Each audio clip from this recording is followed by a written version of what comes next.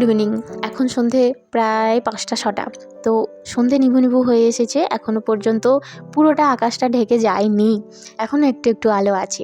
আমরা এখন সিগনালে দাঁড়িয়ে আছি। তো অ্যাজ ইউজুয়াল ও প্রায় তাড়াতাড়ি চলে এলে ডিউটি থেকে বলে চলো বেরিয়ে পড়ো, কোথায় যাই কোথায় যাই। তবে আজকে আর ভাবতে হয়নি কোথায় যাচ্ছি, কারণ আমাদের বাগনান মার্কেটে একটা নতুন শপিং মলের উদ্বোধন হচ্ছে, মানে আজকেই ফার্স্ট উদ্বোধন। তো সেটা হলো এই স্মার্ট বাজার। ওই সেখানে আমরা এক্সপ্লোর করতে এসেছি। এমন কোনো শপিং মল নেই বাগনান উলুবেড়িয়ায় যেটা আমরা যাইনি, প্রত্যেকটাতেই একবার করে ঘুরে এসেছি, কিছু নিই আর না নিই। হ্যাঁ, নিয়েওছি টুকটাক অনেক জিনিস, তবে আজকে কী নেব সেটাই ভাবছি। এখন এখানে শ্রীহরির কাউন্টারে এসেছি, এখানে প্রচুর শ্রীহরির কালেকশান আছে, সবই ঠিকঠাক দামেই আছে। তো আমার মনে হচ্ছে যে বড় বড় হারগুলো হয় না ব্রাইডালে, সেগুলো একটু বেশি দাম এখানে আছে। আর এখানে প্রচুর 1 পিস 2 পিস 3 পিস সব একসাথে আছে, তো সেগুলোই পরপর দেখছি। আর এই ব্যাগগুলো না আমার খুব ভালো লেগেছে, আমরা এই ব্যাগগুলোই ভাবছি কোনটা নেব। এই ব্যাগটা নেবে, পছন্দ হচ্ছে? এই ব্যাগগুলো হচ্ছে 99 টাকায়। তো খুব একটা টেকসই হবে কিনা জানি না, তবে কালারটা ভারী মিষ্টি। আর এখানে গ্রসারিজ রয়েছে, সমস্ত কিছু যেগুলো ওজন দরে বিক্রি হয় সেগুলোও রয়েছে, আর প্যাকেট জাতীয় মশলা ঘি সব রয়েছে। তবে এখনও সাজানো গোছানো তেমন হয়নি, অনেকটা ওরা সাজিয়েছে নতুন একদম। আর যারা শপিং মলে ডিউটি করছে তারাও না নতুন বলে ঘাবড়ে যাচ্ছে, মানে কোনটা কোর দাম, ডিসকাউন্ট কার সাথে কি। আমাদের সাথে তো আমরা একটা বিস্কুটের প্যাকেট নিয়ে এসেছি, ফ্যামিলি প্যাক, একটার সাথে একটা ফ্রি। কাউন্টারে এসে বলছে যে না ফ্রি নেই, এই আর কি কথা, কিন্তু ওপরে বললে ফ্রি আছে। তো আমরা সেটা নিইনি সত্যি কথা, কারণ এর থেকেও আরও চিপে অন্য শপিং মলে পাই, ওই জন্য আমরা এখান থেকে আর নিলাম না, ওরা নিজেরাই গুলিয়ে ফেলছে। তো সেখান থেকে বেরিয়ে এবার আমরা একটু ধোসা ইডলি এসবের কাউন্টারে এসেছি, মানে বাইরে। আর আমি তো আসা মাত্রই দই বড়া খাই, আমার ফেভারিট। ও খাচ্ছে ইডলি, ওর দই বড়া খায়, মাঝে সাঝে খায়, তবে আমি দই বড়াতেই একদম স্টিক থাকি। কাল আমাদের পাড়ায় পুজো, তাই জন্যই আমরা এখন ফুল, কিছু ফল, মিষ্টি এইসব পুজোর জোগাড় টোগাড় নিচ্ছি, নিয়ে আবার বাড়ি ফিরছি। অনেক রাত হয়ে গেছে আর খুব ঠান্ডা ঠান্ডাও লাগছে, এমনই সময় কখনো গরম কখনো ঠান্ডা। আমরা এখন বাড়ি ফিরছি, এখন সিগনালে দাঁড়িয়ে আছি, এই যে গাড়িগুলো পাস কাটাচ্ছে, আমরা দাঁড়িয়ে আছি। আমি আলোটা অফ করে দিলাম, লাল সাদা আলোটা অফ হয়ে গেল। এটা কিন্তু এমনি জাস্ট রেডিয়াম দেওয়া আছে।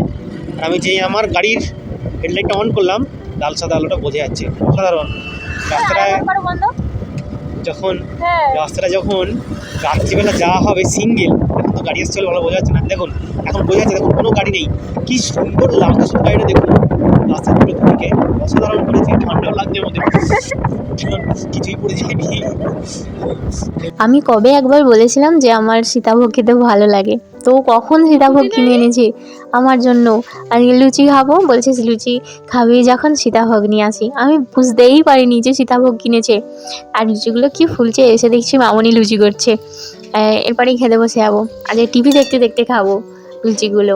চলুন ভালো করে ফ্রেশ হয়নি, তারপর আবার দেখা হচ্ছে। 9:45 বাজে, বাড়ি এসে গেলুম। এই ব্যাগটাই শুধু পছন্দ হলো, স্মার্ট বাজার।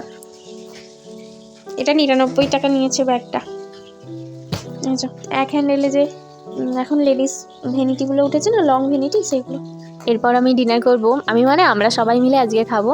তো এই হলো ডিনারের প্লেট। তো এরপর গুড নাইট, আবার সকালবেলা অন করব ক্যামেরা। High, good morning.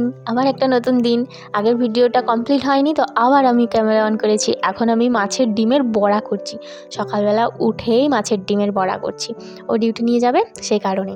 আর আজকে একটু পরেই আমি স্কুল বেরোবো, আজকে স্কুলে শাড়ি পরে যাব, কারণ আমাদের স্কুলের আজকে অ্যানুয়াল প্রোগ্রাম আছে, তো সেই নিয়ে আলাদা এক্সাইটমেন্ট। তো শাড়ি পরার জন্য আমাকে এক্সট্রা করে টাইম নিয়ে রেডি হতে হয়, অন্যান্য দিনের মতন সালোয়ার পরে গেলে যেমন তাড়াতাড়ি হয়ে যায়, তো শাড়ি তো আমরা সচরাচর পরতে এখনও তেমন অভ্যস্ত হইনি, তাই আলাদাভাবে টাইম দিতে হয়। এখন ও বেরোচ্ছে, সকাল 7:30 বাজে, আর এখন টিফিনটা গুছিয়ে প্যাক করে একটু ঠান্ডা করতে হয়, টিফিনটাকে ভর্তি করে ঠান্ডা করতে হয়। গরম একটু একটু পড়ছে, না ঠান্ডা করলে সেই গরম ভেপারটা নিয়ে আরও গন্ধ হয়ে যাবে। আর অ্যাকোয়ারিয়ামের মাছগুলোকে একটু খেতে দিয়ে দিচ্ছি। আর ও বললো ডিউটি বেরোনোর সময় আসলে ওই দিয়ে যায়, কিন্তু আজকে তাড়াহুড়ো করছে, আমাকে বলছে তুমি দিয়ে দাও। আমি দিতে পারি না, ওগুলো একটা একটা দানা দিতে হয় তো, আর আমি দিয়ে ফেলি অনেকগুলো করে।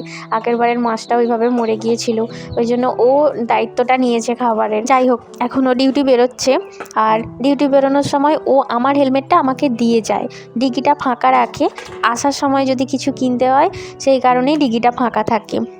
আমার হেলমেটটা আমি নিয়ে নিলাম, আর আমাকে যাওয়ার সময় জিজ্ঞেস করছে যে কোন পাম্পে যাব। আমি সাজেস্ট করলাম যে তোমার যাওয়ার পথে যেটা পড়ে সেটাতেই যাও।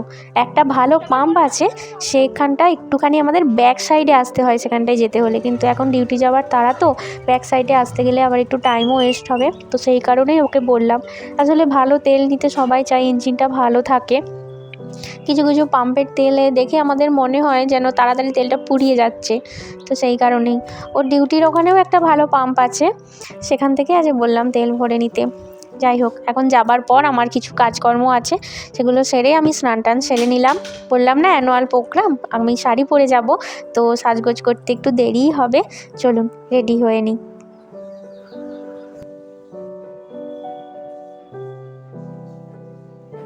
স্নানের পর আমি এখন মামাআর্থের এই অয়েল ফ্রি চিয়া সানস্ক্রিনটা মাখছি। আমার একটু অয়েলি স্কিন, পিম্পল ওঠে মাঝে মাঝে, আবার ভালো হয়ে যায়, যেমন এই যে স্পট আছে এই ধরনের ছোটো ছোটো ওঠে, আবার ভালোও হয়ে যায়। তো অয়েলি স্কিনের জন্য আমার মনে হয় যে এইটা খুব উপকারী, আর এতে কোনো হোয়াইট কাস্ট পড়ে না।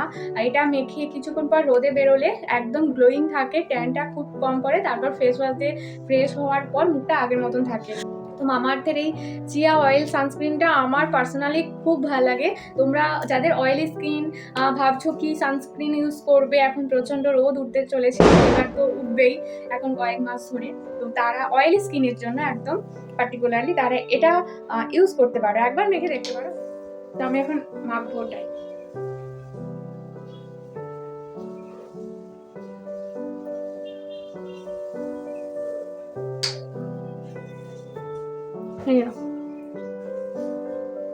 দেখতে পাচ্ছ, কোনো একটা অন্যান্য আমি অনেক সানস্ক্রিন মেখে দেখেছি, একটা কেমন এখানে একটা সাদা সাদা সাদা ওঠে যেটা হোয়াইট কাস্ট, সেটা একদম নেই, একদম মুখের মধ্যে মিলিয়ে যাচ্ছে, আর স্কিনটা অনেকটা সফট হয়ে যাচ্ছে।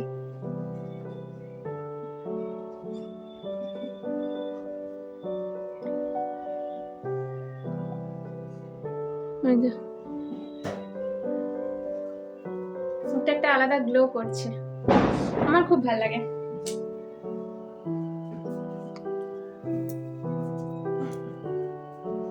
স্কুল যাওয়ার আগে কিছু কিছু জামা কাপড় তুলে যাই, নয়তো রোদে একদম চচ্চড়ি পাকিয়ে যাবে। মেয়েদের বাইরে কিছু করা মানে বাড়ির দিকটাও সমানভাবে লক্ষ্য রাখতে হয়। ছেলেদের ক্ষেত্রে সেটা হয়, কিন্তু মেয়েদের আমার মনে হয় দায়িত্বটা একটু বেশি, কারণ সংসারের সমস্ত কিছু এনে সেটাকে গুছিয়ে রাখা, সে জামা কাপড় হোক, খাবার জিনিসপত্র হোক, যেমনই হোক সবটাই যেন তারাই লক্ষ্য রাখে। ছেলেরা আনে বাজার দোকান সমস্ত কিছু করে আনে, কিন্তু সেটা সবার শেষে সাজিয়ে গুছিয়ে তো মেয়েরাই রাখে।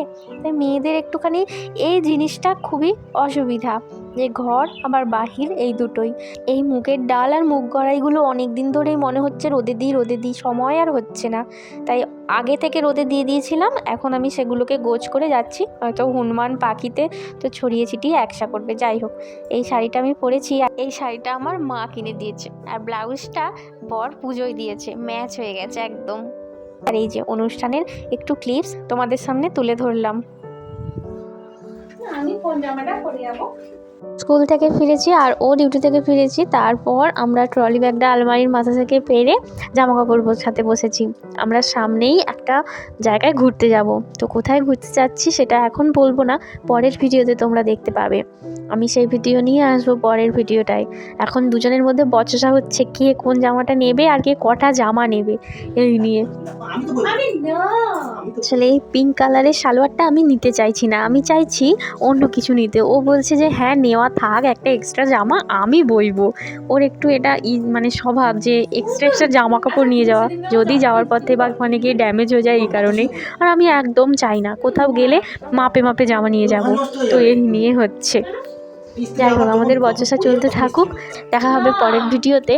ভিডিওটি ভালো লাগলে অবশ্যই একটা লাইক করে দেবেন, আর চ্যানেলটিকে সাবস্ক্রাইব করতে একদম ভুলবে না।